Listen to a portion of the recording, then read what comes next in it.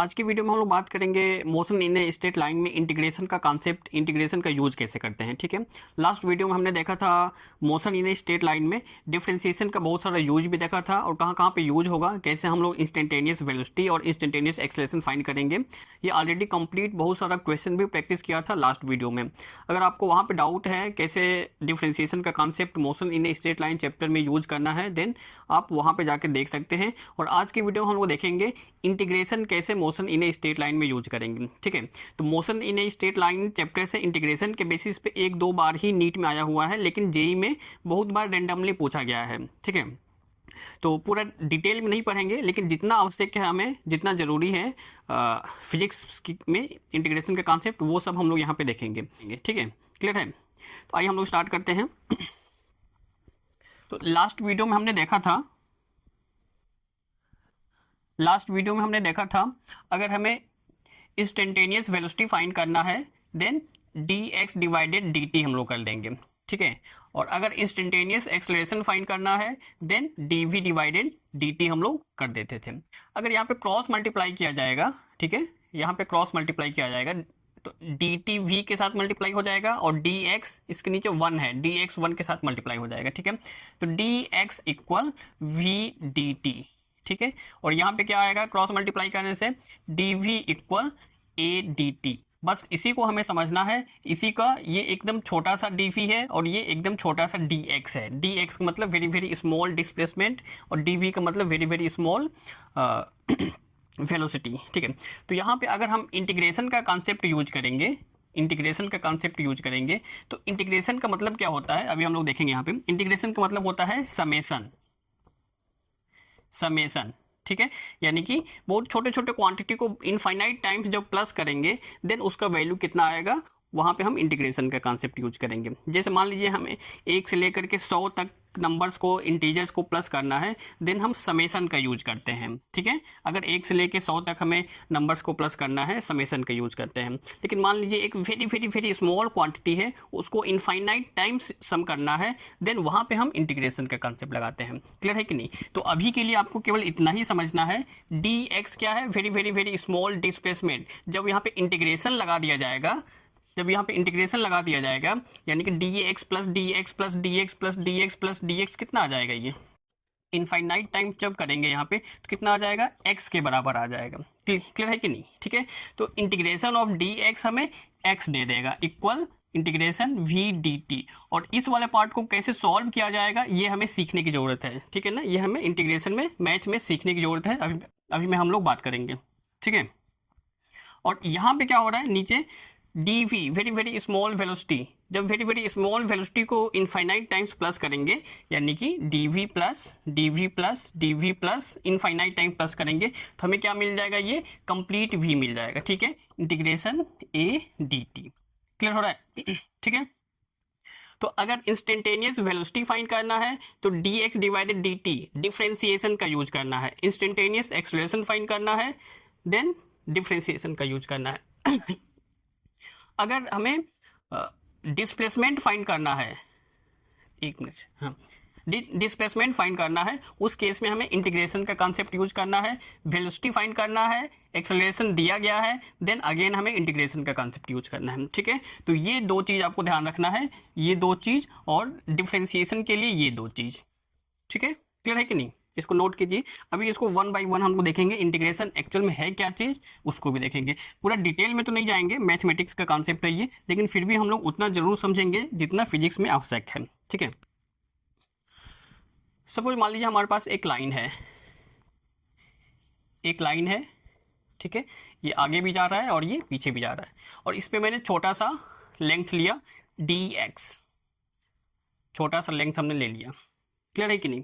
ठीक है, तो अगर मैं पूछ रहा हूं इस लाइंस पे जितने भी dx है सबको प्लस कर दिया जाए, देन हमें क्या मिलेगा, dx plus dx plus dx plus dx plus dot dot dot dot dot. अगर प्लस किया जाएगा इनफाइनाइट टाइम्स में तो very very very small length plus very very very small length, सभी वेरी वेरी स्मॉल लेंथ को जब plus कर देंगे देन यहाँ पे हमें टोटल x मिल जाएगा, टोटल x मिल जाएगा। और ये वेरी स्मॉल डिस्प्लेसमेंट को इनफाइनाइट टाइम्स प्लस करने के कॉन्सेप्ट को ही हम लोग इंटीग्रेशन करते हैं। इसका वैल्यू x आ गया हमारा। क्लियर है कि नहीं? तो ये हमारा dx हो गया। अच्छा, यहाँ पे एक चीज़ और समझिए, यहाँ पे एक टर्म आता है इंटीग्रेशन कांस्टेंट, ठीक है ना, इंटीग्रेशन कांस्टेंट। क्लियर है? इंटीग्रेशन कांस्टेंट सी क्या है अभी हम लोग बात करेंगे। अगर मान लीजिए हमारे पास एक फाइनाइट लेंथ दिया गया है ए से बी तक, ठीक है, एक फाइनाइट लेंथ है ए से बी तक, इनफाइनाइट नहीं है, ठीक है, और यहाँ पर हमने एक स्मॉल एलिमेंट लिया dx very very small displacement है, ठीक है। तो यहाँ पर भी अगर वेरी स्मॉल डिस्प्लेसमेंट को प्लस करेंगे dx plus dot dot dot dot, लेकिन यहाँ पे तो फिक्स है a और b के बीच में ही सभी dx को प्लस करना है, ठीक है। तो यहाँ पे हमने लिमिट लगा दिया, a और b के बीच में ही सभी dx को प्लस करना है, लेकिन यहाँ पर सभी dx को प्लस करना है बट इनफाइनाइट टाइम्स, यहाँ पे हमारे पास लिमिट नहीं है। क्लियर है कि नहीं? तो यहाँ पे अगर मैं प्लस करूँगा तो यहाँ पर भी टोटल लेंथ x आ जाएगा। तो dx प्लस dx यानी कि वेरी वेरी स्मॉल डिस्प्लेसमेंट को जब बहुत बार प्लस करेंगे तो यहाँ पर भी इंटीग्रेशन का ही कॉन्सेप्ट आएगा, इक्वल x, ठीक है। और यहाँ पे a से b तक, क्लियर है कि नहीं? तो यहाँ पे हमें लिमिटिंग लगा दिया, ठीक है, यहाँ पे हमें लिमिटिंग लगा दिया, डेफिनिट वैल्यू आ गया, a और b के बीच में ही हमें dx को प्लस करना है, a और b के बीच में ही सभी dx को प्लस करना है, ठीक है। तो यहाँ से जो इंटीग्रेशन आएगा इसको हम लोग बोलते हैं डेफिनिट इंटीग्रल, जिसमें c का कॉन्सेप्ट नहीं आएगा इसमें, ठीक है। तो यहाँ पर इंटीग्रेशन कांस्टेंट नहीं आएगा। क्लियर है? लेकिन यहाँ पर क्या हो रहा है, दोनों साइड फिक्स नहीं है, ये भी इनफाइनाइट जाएगा, ये भी इनफाइनाइट जाएगा, तो यहाँ पे लिमिट नहीं लगाया गया है। जहाँ पे लिमिट नहीं लगाया जाएगा उस टाइप के इंटीग्रल को इनडेफिनिट इंटीग्रल बोलते हैं, ठीक है, इनडेफिनिट इंटीग्रल। क्लियर है कि नहीं? सपोज हमारे पास एक छोटा सा एरिया है, ठीक है, और इसमें एक छोटा सा एरिया हमने कट कर दिया, DA, ठीक है, DA। तो DA plus dot dot dot infinite times करना है, मतलब इंटीग्रेशन ऑफ DA। क्लियर है कि नहीं? जब वेरी वेरी स्मॉल वैल्यू को इनफाइनाइट टाइम्स प्लस करते हैं वही तो हमारा इंटीग्रेशन है।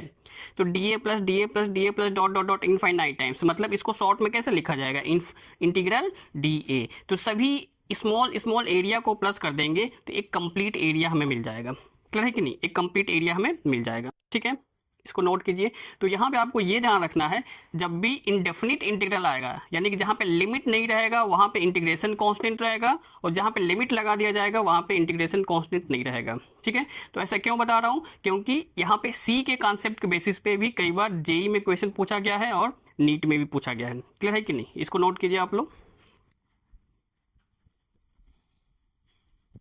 तो यहाँ पे केवल इतना ही आपको समझना है इंटीग्रल का कॉन्सेप्ट। अब यहाँ पे इंटीग्रेशन को सॉल्व करने के लिए, जैसे यहाँ पे अगर हमें डिस्प्लेसमेंट फाइंड करना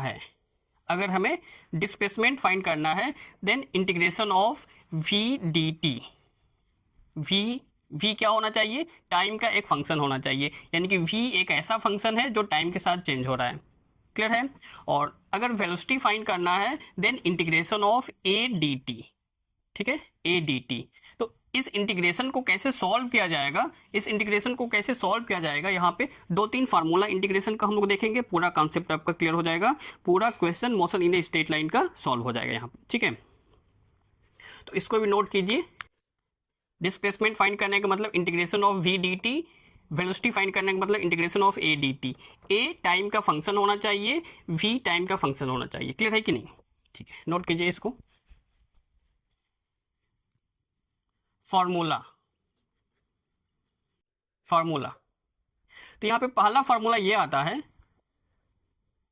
integration of x to the power n dx, ठीक है। तो ये एक फंक्शन है, x to the power n function है जो x के टर्म में है। तो अगर इसका इंटीग्रेशन किया जाएगा तो x to the power n+1 divided n+1, और साथ में एक इंटीग्रेशन कांस्टेंट आएगा क्योंकि यहाँ पे लिमिट नहीं लगाया गया है। क्लियर है कि नहीं। और जैसे ही लिमिट लगा दिया जाएगा, initial point final point fix कर दिया जाएगा, देन इंटीग्रेशन कांस्टेंट का कोई काम नहीं है यहाँ पे। क्लियर है कि नहीं, ठीक है। एग्जांपल के लिए जैसे हमारे पास एक फंक्शन है एक्स स्क्वायर डी एक्स, तो इसका इंटीग्रेशन क्या हो जाएगा, तो यहाँ पे इंटीग्रेशन के बाद पावर में एक प्लस कर देना है और जितना पावर बनेगा उसको फिर से डिवाइड कर देना है।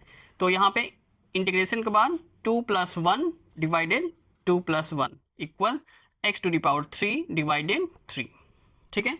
अगर हमें इंटीग्रेशन ऑफ x dx करना है, x dx करना है, तो यहाँ पे x का पावर कितना है, 1 है, तो इंटीग्रेशन के बाद 1 + 1 डिवाइडेड 1 + 1 इक्वल x² डिवाइडेड 2, ठीक है।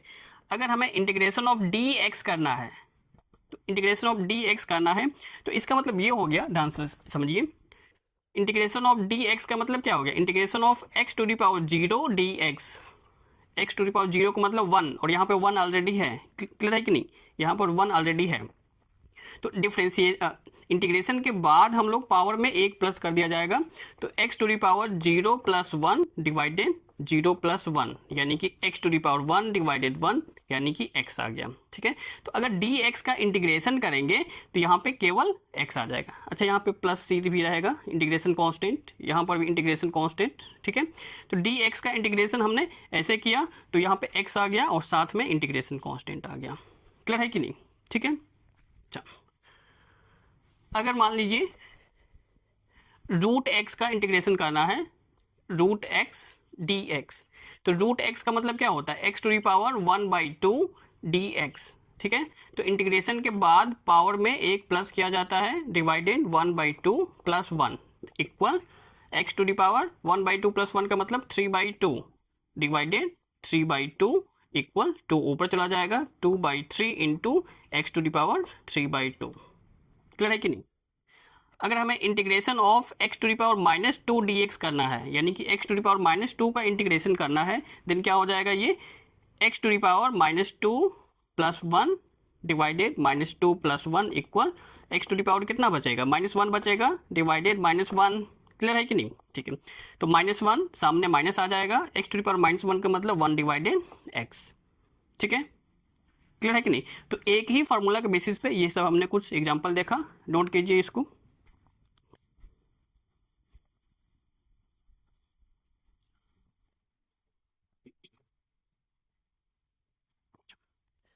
अगर मान लीजिए हमारे पास कुछ ऐसा है 5 × x², इसका इंटीग्रेशन हमें करना है, ठीक है। तो ये तो कांस्टेंट है, 5 यहाँ पे कांस्टेंट है, कांस्टेंट को इंटीग्रेशन के बाहर लेके जाएंगे, x² dx equal 5 × x³ divided 3, direct कर दिया, यहाँ पे 2 + 1 3 और यहाँ पर 2 + 1 3, तो क्या हो जाएगा यहाँ पे 5/3 x³ plus integration constant. Clear है कि नहीं, जहाँ पे लिमिट नहीं रहेगा वहाँ पे इंटीग्रेशन कांस्टेंट आएगा। एक और example, integration 2x⁻⁻4 dx equal कितना हो जाएगा, यहाँ पे 2 को इंटीग्रेशन के बाहर लेके जाएंगे, x⁻⁻4 dx कितना आ जाएगा, 2 × x⁻⁻4 + 1 -3 डिवाइडेड -3 और साथ में इंटीग्रेशन कांस्टेंट आ जाएगा यहाँ पे। क्लियर है कि नहीं, ठीक है। एक और एग्जांपल 3x² dx, इसका क्या होगा, 3 को इंटीग्रेशन के बाहर लेके जाना है, कांस्टेंट है x² dx equal 3 × x³ divided 3 plus integration constant 3 cut हो गया यहाँ पे x³ + c, c का मतलब ये एक इंटीग्रेशन कांस्टेंट हमेशा आएगा, c इंटीग्रेशन कांस्टेंट। क्लियर है कि नहीं, नोट कीजिए इसको। तो ये इंटीग्रेशन का पहला फार्मूला है जो बहुत बार यूज होगा, motion in a straight line. Second formula है, सेकेंड फार्मूला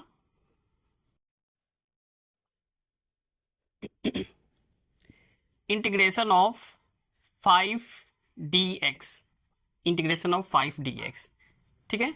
तो 5 को इंटीग्रेशन के बाहर लेके जाएंगे, तो इसको ऐसे समझिए, है ना, इंटीग्रेशन ऑफ कांस्टेंट, कोई भी कांस्टेंट है उसका इंटीग्रेशन क्या होगा, तो कांस्टेंट को क्या करते हैं हम, कांस्टेंट को क्या करते हैं, कांस्टेंट के साथ में हम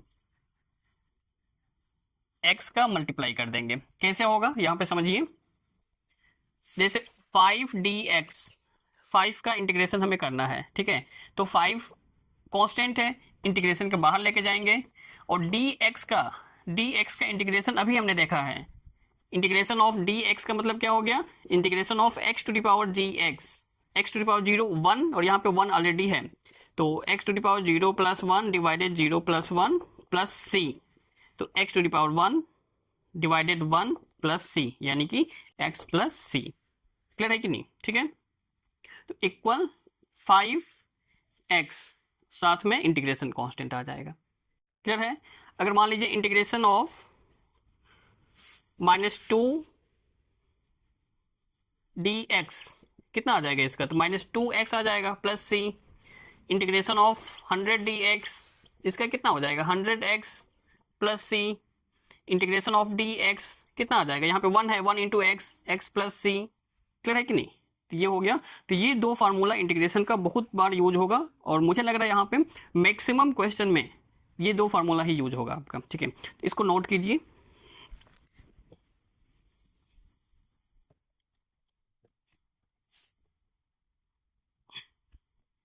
ठीक है, अगर मान लीजिए हमारे पास डेफिनिट वैल्यू दिया गया है, एग्जाम्पल के लिए अभी हम लोग जो देख रहे थे इनडेफिनिट इंटीग्रेशन था, जहाँ पे इंटीग्रेशन कांस्टेंट सी आ जाएगा। ठीक है, क्लियर है कि नहीं? और अगर हमारे पास लिमिट लगा दिया जाएगा इंटीग्रेशन में, जैसे मान लीजिए इंटीग्रेशन 1 to 2 x dx, इसका वैल्यू फाइंड करके दिखाइए। ठीक है, तो यहाँ पर भी इंटीग्रेशन सेम तरीके से करेंगे, बस यहाँ पे इंटीग्रेशन कांस्टेंट नहीं आएगा। अब लिमिट को कैसे यूज करेंगे, लिमिट का वैल्यू कैसे पुट किया जाएगा, ये आपको सीखने की जरूरत है। तो x dx का इंटीग्रेशन क्या हो जाएगा, यहाँ पे पावर 1 है, 1 + 1 2 डिवाइडेड 2। ठीक है, अब यहाँ पे हम लिमिट को लगाएंगे, नीचे 1 और ऊपर 2, ये लोअर लिमिट है और ये अपर लिमिट है। क्लियर है कि नहीं? ये लोअर लिमिट और ये अपर लिमिट। ठीक है, तो इसको सॉल्व करने के लिए सबसे पहले हम अपर लिमिट को x की जगह पे पुट करेंगे, यानी कि जहां जहां x है वहां पे पहले अपर लिमिट को पुट करेंगे।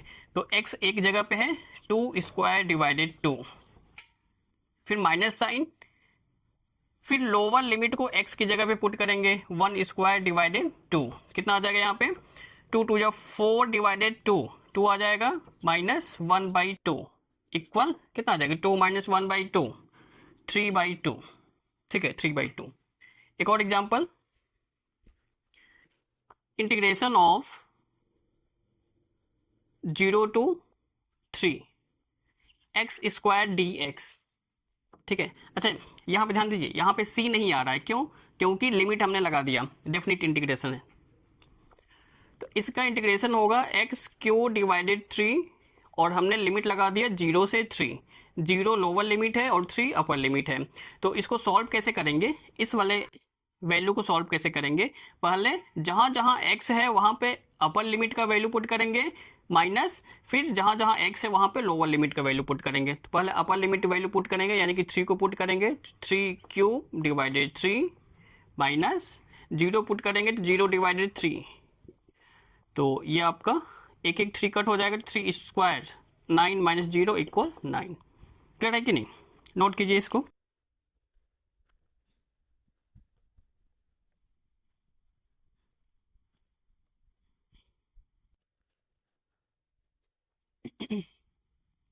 एक और क्वेश्चन, x² dx, और यहाँ पे लिमिट लगा दिया 1 से लेकर के 3 तक।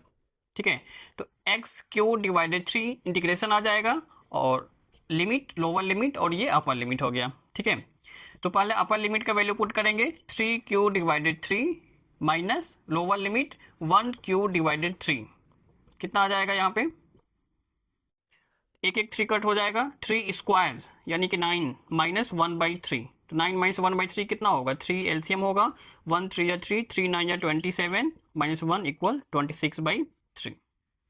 ठीक है, नोट कीजिए इसको।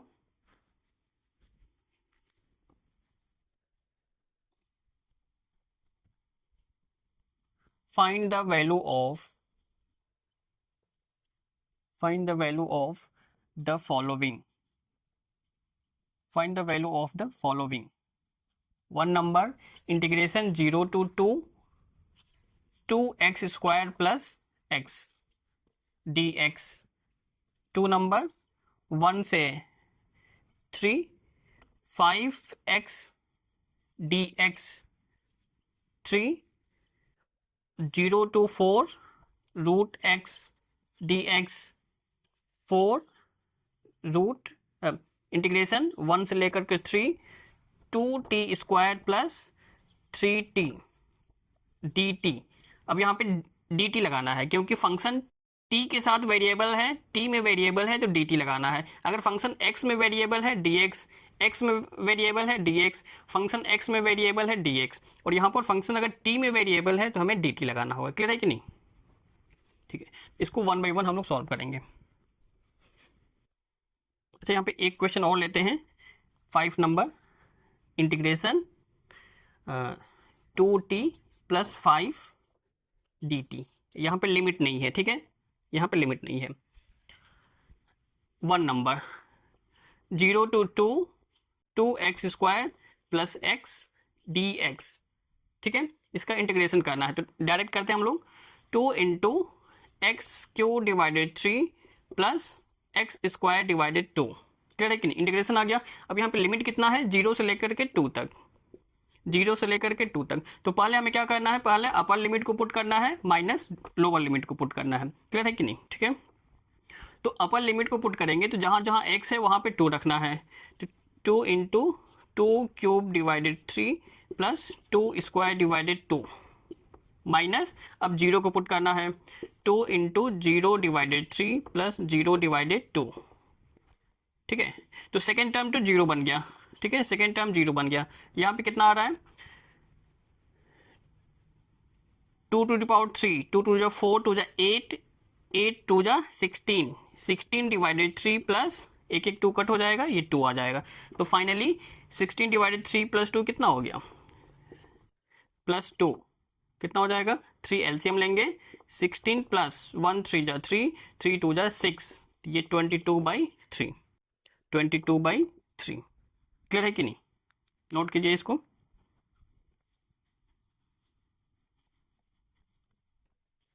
Second problem, integration 1 to 3 5x dx। तो यहाँ पे 5 तो कांस्टेंट है, 5 को इंटीग्रेशन के बाहर लेंगे तो 5 integration 1 to 3 x dx, 5x square divided 2, integration हमें 1 से लेकर के 3 तक लगा दिया। ठीक है, लिमिट हमने 1 से लेकर के 3 तक लगा दिया। तो 5 इंटू, पहले अपर लिमिट पुट करना है 3 स्क्वायर डिवाइडेड 2 माइनस, फिर लोअर लिमिट पुट करना है 1 स्क्वायर डिवाइडेड 2। 5 इंटू 3 3 9/2 माइनस 1/2, कितना आ जाएगा ये? 5 इंटू, डिनोमिनेटर सेम है तो 9 माइनस 1 8/2, 8 5 जा 40 डिवाइडेड 2 इक्वल 20 आ गया यहाँ पे। ठीक है, सिमिलरली 3 4 5 चेक करके देखिए कितना आ रहा है। सेम तरीके से सॉल्व करना है। क्वेश्चन नंबर 3 4 5 सॉल्व करके देखना है कितना आ रहा है। 3 number, integration 0 to 4 root x D x. Integration 0 to 4 root x का मतलब क्या हो गया? x to the power 1/2 dx equal, x to the power 1/2 का मतलब क्या हो गया? 1/2 प्लस 1 3/2, डायरेक्ट कर रहा हूँ, ध्यान देना है, पावर में 1 प्लस करना है। तो 1/2 प्लस 1 कितना हो गया? 3/2 डिवाइडेड 3/2। ठीक है, और यहाँ पे लिमिट लगाएंगे हम 0 से 4। ठीक है, 2 ऊपर चला जाएगा तो finally 2x to the power 3/2 divided 3, और यहाँ पे लिमिट लग गया 0 से लेकर के 4 तक। ठीक है, तो पहले अपर लिमिट पुट करना है 2 into 4 to the power 3/2 divided 3 minus 2 into 0 divided 3। तो सेकेंड टर्म 0 बन गया। ठीक है, 2 इंटू 0 0, 0 डिवाइडेड 3 0। अब यहाँ पे इसको कैसे सॉल्व किया जाएगा? 4 to the power 3/2, 4 to the power 3/2, इसका मतलब क्या हो गया? 4 to the power 1/2 to the power 3, दो पावर है, दोनों पावर को मल्टीप्लाई करेंगे 3/2 हो जाएगा। तो पावर 1/2 का मतलब क्या होता है? रूट होता है। रूट 4 का value 2 to the power 3, 2 to the power 3 कितना होगा? 8 आ गया यहाँ पे। ठीक है, तो इसका वैल्यू 8 आ गया। 8 to the 16 डिवाइडेड 3 माइनस 0, 16/3 यहाँ पे आंसर आ गया। ठीक है, सिमिलरली 4 and 5 सॉल्व होने वाला है।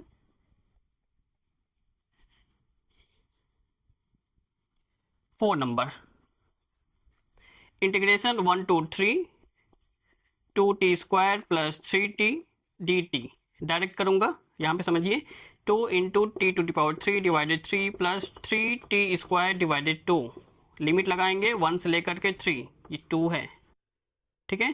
तो लिमिट में इंटीग्रेशन में पहले अपर लिमिट पुट किया जाएगा 2 into 3 to the power 3 divided 3 plus 3 into 3 square divided 2, minus lower limit put करना है 2 into 1 to the power 3 divided 3 plus 3 into 1 square divided 2, ठीक है। तो एक एक 3 कट हो जाएगा, 3 स्क्वायर बचेगा, 3 स्क्वायर 9, 9 टू जा 18 प्लस 9, 3 स्क्वायर 9, 9 3 जा 27 डिवाइडेड 2 माइनस 1/3, 2 से मल्टीप्लाई करेंगे 2/3 प्लस 3/2। अब इन सबको सॉल्व करेंगे हम, ठीक है, सबको सॉल्व किया जाएगा। इसका एलसीएम 2 हो जाएगा, 1 2 जा 2, 2 18 जा 36 प्लस 27 माइनस इसका एलसीएम हो जाएगा 6, 3 2 जा 2 2 जा 4, 2 3 जा 3 3 जा 9, क्लियर है कि नहीं। अब इसको सॉल्व कर लेंगे, जो भी आंसर आएगा वैल्यू हो जाएगा इसका, ठीक है। इसको भी नोट कीजिए, ये बेसिक इंटीग्रेशन हो रहा है, यहाँ पे ध्यान रखना है। Last number 5 integration 2t plus 5 dt, तो यहाँ पे लिमिट नहीं लगाया गया है, क्लियर है कि नहीं। लिमिट नहीं लगाया गया मतलब इंटीग्रेशन कांस्टेंट आएगा, तो 2t का इंटीग्रेशन 2t स्क्वायर डिवाइडेड 2 और 5 का integration 5t plus integration constant, ठीक है। तो 2 2 कट हो गया, t square plus 5t plus c, clear है कि नहीं। नोट कीजिए इसको,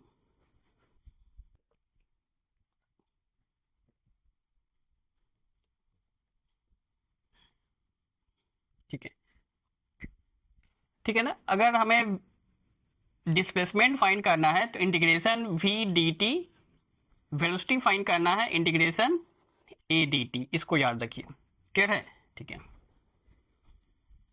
सपोज मान लीजिए एक पार्टिकल का एक्सेलरेशन दिया गया है, acceleration equal 2t square plus 2 metre पर सेकेंड स्क्वायर, फाइंड वेलोसिटी,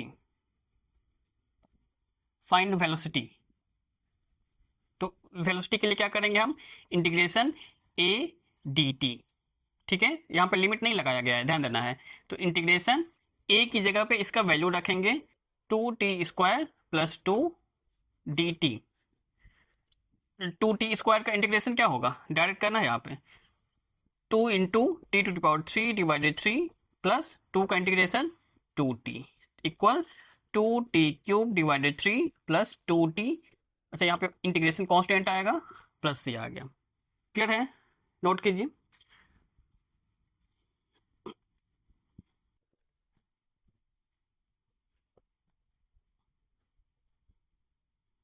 एक क्वेश्चन सॉल्व करते हैं, ध्यान से समझना है।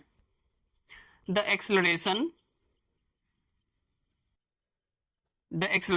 Of A particle in meter per second square is given by a equal 3t square plus 2t plus 2 full stop. If the particle starts with a velocity v equal 2 meter per second at t equal 0, then find the velocity at the end of 2 second, ठीक है। Problem आपके सामने है, इसको मैं solve कर रहा हूँ और इसके जैसा अगला प्रॉब्लम आपको सॉल्व करना है, क्लियर है कि नहीं, ध्यान से समझना है इसको। तो एक पार्टिकल का एक्सेलरेशन दिया गया है और यहाँ पे ये भी दिया गया है, पार्टिकल जब स्टार्ट हुआ यानी कि टाइम 0 पे पार्टिकल का वेलोसिटी 2 मीटर पर सेकेंड है और आपसे पूछा जा रहा है velocity at the end of 2 second, यानी कि 2 सेकेंड होने के बाद उस पार्टिकल का वेलोसिटी क्या होगा। तो एक्सेलरेशन दिया गया है, वेलोसिटी फाइंड करना है और एक्सेलरेशन टाइम के साथ वेरी कर रहा है, क्लियर है कि नहीं। तो क्या यहाँ पे हम वेलोसिटी फाइंड करने के लिए ये वाला फार्मूला यूज करेंगे a dt, क्योंकि एक्सेलरेशन टाइम के साथ है, टाइम में चेंज हो रहा है, टाइम चेंज होगा एक्सेलरेशन चेंज हो जाएगा, ठीक है। तो एक्सेलरेशन दिया गया है और वेलोसिटी हमें फाइंड करना है और एक्सेलरेशन जो वैल्यू है, एक्सेलरेशन का वैल्यू ये टाइम के साथ चेंज हो रहा है, तो क्या हमें यही वाला फॉर्मूला यूज करना है, इंटीग्रेशन का कंसेप्ट यूज करना है वेलोसिटी फाइंड करने के लिए। ठीक है, तो कैसे करेंगे, ध्यान दीजिए, इंटीग्रेशन एक्सेलरेशन की जगह पे इसका वैल्यू रखना है 3t² plus 2t+2 dt। Integration direct कर रहा हूं मैं, 3t² का 3 into T Q divided 3 plus 2 into T का कितना हो जाएगा, t² डिवाइडेड 2 प्लस 2 का कितना होगा 2t प्लस इंटीग्रेशन कांस्टेंट, क्यों, क्योंकि यहाँ पे लिमिट नहीं लगाया गया है। क्लियर है कि नहीं, एक इंटीग्रेशन कांस्टेंट आएगा, 3 कट हो गया, 2 कट हो गया, कितना बचा T Q plus t² plus 2t plus c। ये हमारा वेलोसिटी का एक इक्वेशन मिल गया। ठीक है, वेलोसिटी का एक इक्वेशन हमें मिल गया। अच्छा अच्छा, यहाँ पे गिवन है एट t=0, यानी कि जब पार्टिकल स्टार्ट हुआ उस टाइम पार्टिकल का वेलोसिटी कितना था 2 मीटर पर सेकेंड दिया गया यहाँ पे, v = 2 मीटर पर सेकेंड एट t=0। तो हमारे पास वेलोसिटी का इक्वेशन तो मिल गया, लेकिन c का वैल्यू क्या है, ये जो इंटीग्रेशन कांस्टेंट है इसका वैल्यू हमें नहीं पता है। क्लियर है कि नहीं। देन c का वैल्यू फाइंड करने के लिए यहाँ पे क्वेश्चन को ध्यान से पढ़ेंगे, क्या कुछ आइडिया मिल रहा है, क्या कुछ क्लू मिल रहा है, c का वैल्यू मिल सकता है यहाँ पे। तो यहाँ पे ये क्लू मिल रहा है t=0 पे v 2 मीटर पर सेकेंड है। ठीक है, यानी कि वेलोसिटी के इक्वेशन में t की जगह पे, टाइम की जगह पे 0 रखा जाएगा, देन वेलोसिटी हमें 2 मिल जाएगा। ठीक है, तो v की जगह पे 2 रख रहा हूँ मैं, ये वाला, और जहाँ जहाँ टाइम है वहाँ पे 0, तो ये 0 बन गया, ये भी 0 बन जाएगा, ये भी 0 बन जाएगा, plus c, 0 plus 0 plus c, तो यहाँ पे 2 = c। तो c का वैल्यू हमें मिल गया 2। ठीक है, now find the velocity at the end of 2 second. Velocity at the end of 2 second, 2 second, तो v = tq plus t² plus 2t। अब हमारे पास c कितना है, c का वैल्यू 2 आ गया। ठीक है, तो जहाँ जहाँ t है वहाँ पे 2 सेकेंड पुट कर देना है, 2⁻³ प्लस 2² प्लस 2 इंटू 2 प्लस 2, कितना आ जाएगा इसको सॉल्व करने पे, 2 2 जा 4, 2 जा 8, 2 2 जा 4, 2 2 जा 4 plus 2 equal 4 plus 4 8, 8 plus 8 16 plus 2 18 metre पर सेकेंड, यानी कि 2 मिनट बाद, 2 सेकेंड बाद पार्टिकल का वेलोसिटी 18 मीटर पर सेकेंड आ गया।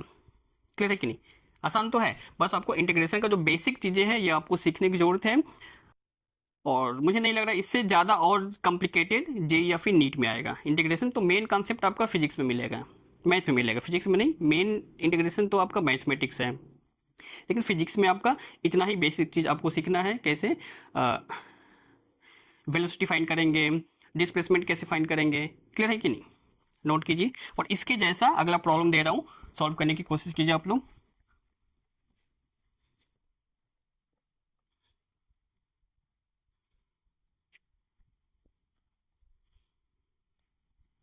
Question, the acceleration of a body starting from rest varies with time as per the equation a = 3t + 4 full stop।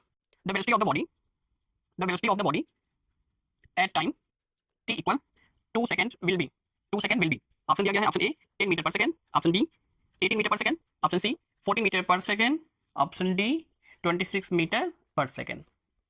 ठीक है, तो सॉल्व करके देखिए कितना आ रहा है, सेम प्रॉब्लम जैसा अभी जो हमने सॉल्व किया है उसके जैसा ही होगा। इंटीग्रेशन कांस्टेंट वहाँ पे आएगा, c का वैल्यू फाइंड करना है, उसके बाद फाइनली 2 सेकंड बाद वेलोसिटी के इक्वेशन में t की जगह पे 2 पुट कर देना है, आपका आंसर आ जाएगा। ठीक है, तो देखिए आप लोग कितना आ रहा है, कौन सा ऑप्शन मैच कर रहा है।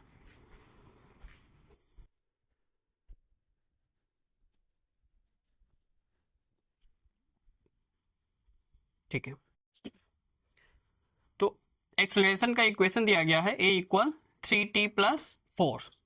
ठीक है, वेलोसिटी हमें फाइंड करना है, तो वेलोसिटी फाइंड करने के लिए इंटीग्रेशन a dt, कैसे पता चला, इंटीग्रेशन का कॉन्सेप्ट यूज करना है क्योंकि एक्सेलरेशन टाइम के साथ चेंज हो रहा है। ठीक है, जब भी एक्सेलरेशन टाइम के साथ चेंज होगा, एक्सेलरेशन टाइम में होगा, देन वेलोसिटी फाइंड करने के लिए हमेशा इंटीग्रेशन का ही कंसेप्ट यूज करना है। ठीक है, इक्वल ए का वैल्यू कितना है 3t plus 4 dt, direct integration कर रहा हूं मैं, 3t का integration 3 into T square divided 2, 4 का integration 4t plus integration constant, क्योंकि यहाँ पर भी लिमिट नहीं लगाया गया है। ठीक है, equal 3t square divided 2 plus 4t plus c। Clear है कि नहीं? अच्छा, यहाँ पे c कैसे मिलेगा, c कैसे मिलेगा पढ़ के बताइए यहाँ पे।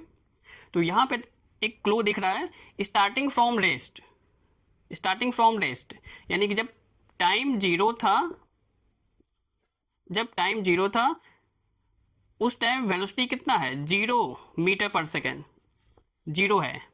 क्लियर है कि नहीं? स्टार्टिंग फ्रॉम रेस्ट का मतलब क्या हो गया, स्टार्टिंग वाला वेलोसिटी, इनिशियल वेलोसिटी 0 है, तो स्टार्टिंग वाला वेलोसिटी में टाइम कितना होगा 0 होगा, यानी कि जब टाइम 0 था तो इनिशियल वेलोसिटी 0 हो गया। क्लियर है? ये हमें v मिल गया है, ये हमें v मिल गया है। तो c फाइंड करने के लिए ये वैल्यू पुट करना है, v की जगह पे 0, और जहाँ जहाँ t है वहाँ पे 0, तो ये दोनों टर्म 0 बन जाएगा, 0 प्लस c, तो यहाँ पर c का वैल्यू भी 0 आ गया। ठीक है, now velocity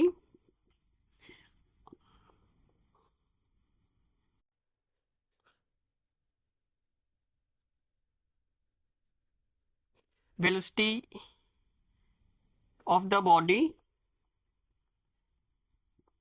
at time t equal 2 second, तो v equal 3t square divided 2 plus 4t plus 0, c 0 आ गया। ठीक है, t की जगह पे 2 रखना है, 3 into 2 square divided 2 plus 4 into 2, कितना आ जाएगा यहाँ पे 2 2 जा 4, 4 डिवाइडेड 2 2, 2 3 जा 6 प्लस 4 2 जा 8, दोनों को प्लस करने से 14 मीटर पर सेकेंड।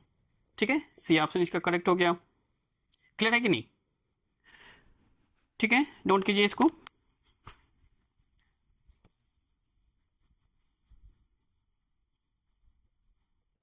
अगला क्वेश्चन,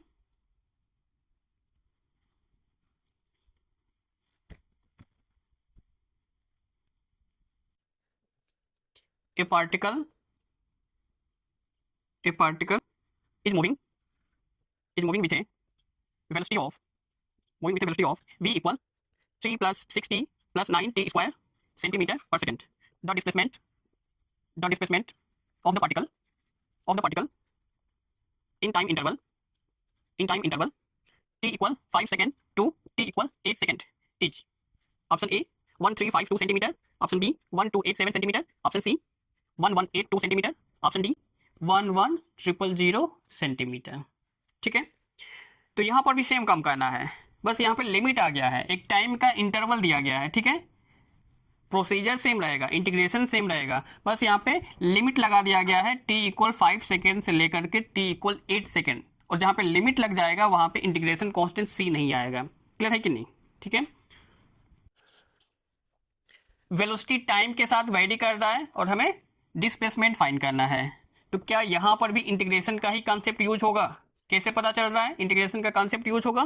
क्योंकि वेलोसिटी टाइम के साथ वेरी कर रहा है, डिस्प्लेसमेंट फाइंड करने के लिए दिया जा रहा है, तो यही तो चाहिए इंटीग्रेशन के लिए। ठीक है, तो इक्वल, अच्छा यहाँ पे टाइम का लिमिट है 5 सेकेंड से लेकर के 8 सेकेंड तक, लिमिट हमने लगा दिया।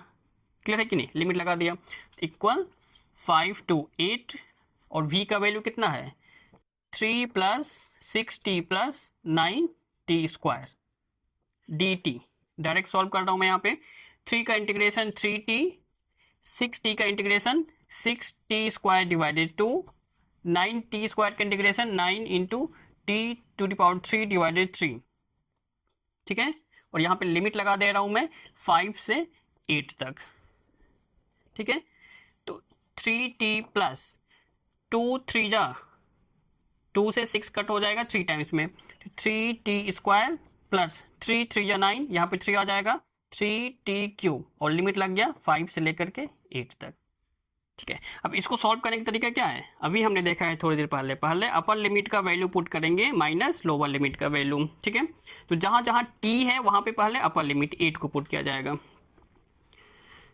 3 into 8 plus 3 into 8 square plus 3 into 8 cube minus lower limit को पुट करना है 3 into 5 plus 3 into 5 square plus 3 into 5 cube equal 8 3 या 24 प्लस 8 स्क्वायर 64, 64 3 जा कितना हो जाएगा 4 3 या 12, 6 3 जा 18 प्लस 1 192, तो 192 8 to the power 3, 8 to the power 3, 8 into 8 into 8, 8 3 जा 24, 8 8 जा 64, 64 इंटू 24 कितना आ जाएगा 4 4 जा 16, 6 4 जा 24 प्लस 1 25, 8 12, 6 3 5 1, तो प्लस 1 5 3 6। क्लियर है कि नहीं? ठीक है, इसको सॉल्व करके बताइए कितना आ रहा है ये वाला, देखिए कितना आ रहा है 3 5 जा 15 प्लस 5 स्क्वायर 25, 25 3 जा 75 plus 5 to the power 3, 5 into 5 25, 25 5 जा 125, 125 3 जा 125 3 जा कितना हो जाएगा 375। सॉल्व करिए देखिए कितना आ रहा है, इन तीनों को प्लस करेंगे तो 1536 192 24 कितना आ रहा है ये 10 प्लस 2 12, 3 प्लस 2 5, 5 9 14 15, 1 8 होगा 6 प्लस 1 7, तो 1752 माइनस इनको प्लस करने से कितना आ जाएगा 375 75 15, 5 7 प्लस 7 14 15 16 4 465। ठीक है, अगेन इसको माइनस करेंगे 1752 माइनस 465, 12 में से 5 जाएगा 7, ठीक है, 4 में से 6 14, 14 में से 6 जाएगा 8, 6 में से 4 जाएगा 2 1 1287, 1287 सेंटीमीटर। तो इसका बी ऑप्शन करेक्ट हो जाएगा। क्लियर है कि नहीं? नोट कीजिए इसको।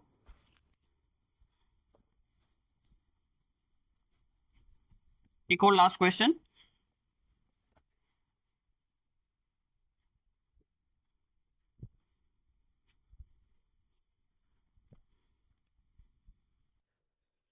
if the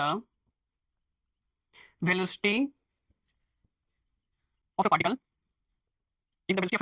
is v equal at plus bt square, where a and b are constants, then the distance traveled by it between 1 second and 2 seconds is, option दिया गया यहाँ पे, option A 3a plus 7b, option B 3/2a plus 7/3b, option C a by 2 plus b by 3, option D 3/2a plus 4b।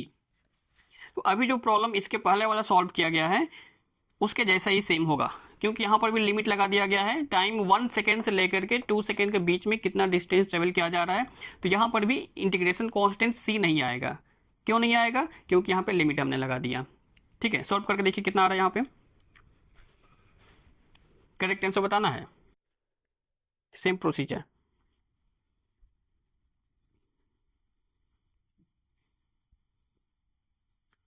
Velocity का equation दिया गया है।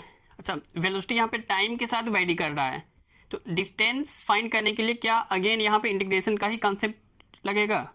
क्योंकि कई बार यहाँ पे डाउट ये होता है, हम लोग यहाँ पे इंटीग्रेशन पढ़ रहे हैं तो लग रहा है कि इंटीग्रेशन यूज होगा, ठीक है, लेकिन एग्जाम में आपका रेंडमली क्वेश्चन रहेगा, वहाँ पे कैसे पता करना है आपको इंटीग्रेशन यूज होगा या फिर नहीं यूज होगा? क्लियर है कि नहीं? तो यहाँ पे वेलोसिटी टाइम के साथ तो वेरी कर रहा है, जब भी एक्सेलरेशन टाइम के साथ वेरी कर रहा है, वेलोसिटी टाइम के साथ वेरी कर रहा है, वहाँ पे आपको इंटीग्रेशन डिफरेंशिएशन का कॉन्सेप्ट ही यूज करना है। ठीक है, तो यहाँ पे वेलोसिटी टाइम के साथ वेरी कर रहा है, डिस्टेंस फाइंड करना है, तो अगेन हमें इंटीग्रेशन का ही कॉन्सेप्ट ये वाला यूज करना है। ठीक है, और टाइम का लिमिट कितना है 1 सेकेंड से लेकर के 2 सेकेंड। ठीक है, 1 2, v कितना है a t plus b t square d t equal, a और बी कांस्टेंट है तो a t square by 2 plus b t cube by 3 और लिमिट हमने लगा दिया 1 से लेकर के 2 तक। ठीक है, अब इसको सॉल्व करेंगे। पहले अपर लिमिट पुट करना है, फिर लोअर लिमिट। कहाँ पे पुट करना है? टाइम में पुट करना है, क्योंकि टाइम का लिमिट दिया गया है यहाँ पे। ठीक है, तो equal a into 2 square by 2 plus b into 2 cube divided 3 minus 1 put किया जाएगा तो a into 1 square by 2 plus b into 1 cube by 3 कितना आ जाएगा यहाँ पे? 2 टू जो 4 डिवाइडेड 2, 4 डिवाइडेड 2 2, तो यहाँ पे 2a प्लस 2 टू जो 4, 4 टू जो 8, 8b divided 3 minus 1 by 2 a by 2 plus b by 3। ठीक है, 2a plus 8b by 3 minus a by 2, ये भी माइनस हो जाएगा क्योंकि ब्रैकेट लगा है, ब्रैकेट के बाहर माइनस है, b बाई 3। तो a को एक साथ करेंगे 2a minus a by 2, 8b divided 3 minus b divided 3। ठीक है, तो 2a माइनस a बाई 2 कितना आ जाएगा यहाँ पे? 2a minus a by 2, LCM इसका 2 लिया जाएगा, 1 2 जा 2, 2 टू जा 4a माइनस a प्लस यहाँ पर डिनोमिनेटर सेम है तो 8b minus b 7b by 3 और यहाँ पे कितना आ जाएगा? 4a minus a 3a by 2 plus 7b by 3। Option मिल गया हमारा बी। ठीक है, तो यहाँ पे इंटीग्रेशन का भी कॉन्सेप्ट फिनिश हो रहा है, डिफरेंशिएशन का भी कॉन्सेप्ट हमने पिछले वाले वीडियो में बहुत अच्छे से समझाया हुआ, वहाँ पे बहुत सारा क्वेश्चन का भी प्रैक्टिस हुआ है, वहाँ पे जाइए आपको बिल्कुल समझ में आ जाएगा। और ये भी आपको समझ में अगले वीडियो में हम लोग मोशन इन स्ट्रेट लाइन का एक नया कॉन्सेप्ट लेकर के आएंगे, एक नया टॉपिक पढ़ेंगे। ठीक है।